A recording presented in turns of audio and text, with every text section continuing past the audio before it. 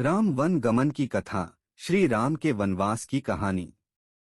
अपने चारों पुत्रों के विवाह के पश्चात राजा दशरथ का एकमात्र सपना था कि वह अपने ज्येष्ठ पुत्र राम को अयोध्या नगरी का राजा बनाए। इसलिए राजा दशरथ ने अपने कुल गुरु वशिष्ठ से विमर्श करके राम का राज्याभिषेक निश्चित किया। राम के राज्याभिषेक के लिए तैयारियां शुरू कर दी गई तथा पूरी अयोध्या नगरी की जनता अपने नए राजा को पाने के लिए उत्साहित थे। श्री राम हमेशा से ही जनता तथा अपने परिवार जन के प्यारे थे, लेकिन शायद नियति को कुछ और ही मंजूर था, जिस वजह से राम की सौतेली माता राजा दशरथ की दूसरी पत्नी महारानी कैकेयी की दासी मंथरा ने उनको उकसाया। मंथरा ने रानी कैकेयी के मन में यह भ्रम पैदा किया कि राजा दशरथ उनके पुत्र भरत को ननिहाल भेजकर श्री राम को राजा बनाने के प्रयत्न कर रहे हैं। तब मंथरा ने कि वह राम की जगह अपने पुत्र भरत को अयोध्या का राजा बनाए।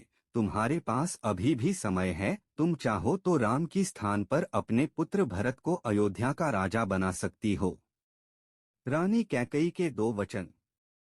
तब रानी कैकेयी को राजा दशरथ द्वारा दिए गए दो वरदान का स्मरण हो आया, जो उन्होंने देवासुर संग्राम में रानी कैकेयी को उनके युद्ध में साथ देने के लिए दिए थे। तब रानी कैकेयी ने राजा दशरथ को बोला कि वह समय आने पर अपने दोनों वरदान उनसे मांग लेंगी। तब रानी कैकेयी ने मंथरा के कुविचारों से भ्रमित होकर राजा दशरथ से अपने दोनों वर मांगती है, जिसमें वह पहले वरदान में यह मांगती है कि राम को 14 वर्ष का वनवास दिया जाए, जिसमें राम 14 बरस तक वन में रहेगा और राज्य की किसी भी वस्तु का उपयोग नहीं कर सकेगा। दूसरे वचन में रानी कैकेयी राजा दशरथ से अपने पुत्र भरत को अयोध्या का राजा बनाने की मांग करती है।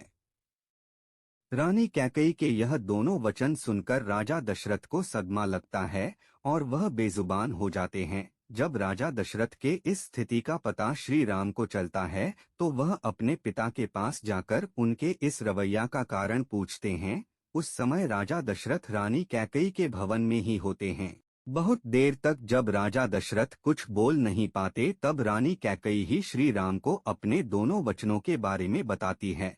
रानी कैकेयी के दोनों वचन सुनकर श्री राम सहर्ष उनके दोनों वचनों को स्वीकार करते हैं।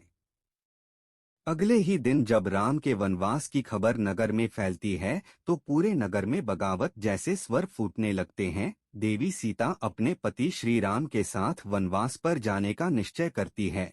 जब लक्ष्मण जी को यह सूचना मिलती है तो वह राजा दशरथ पर क्रोधित होते हैं, लेकिन श्री राम के समझाने पर वह शांत हो जाते हैं।